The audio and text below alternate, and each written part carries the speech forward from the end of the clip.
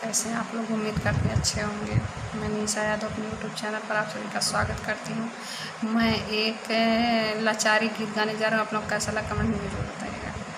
ऐसा मिजाजदार देवराजा हाजी यमुना में चलावे, ऐसा मिजाजदार देवराजा हाजी यमुना में चलावे।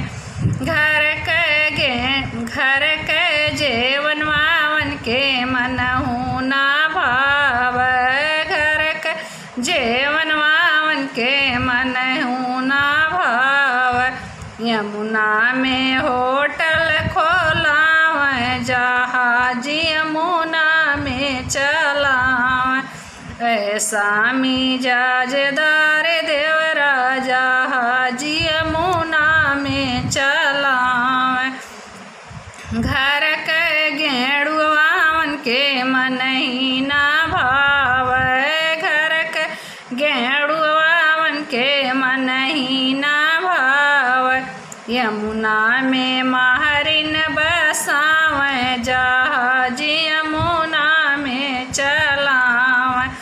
ऐसा मिजाजदार देवराजा हाजी यमुना में चलावे। घर के भीरवान के मनही ना भावे, घर के भीरवान के मनही ना भावे।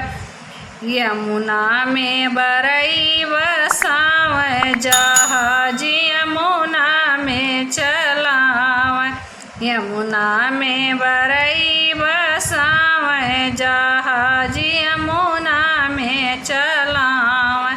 ऐसा मिजाजदार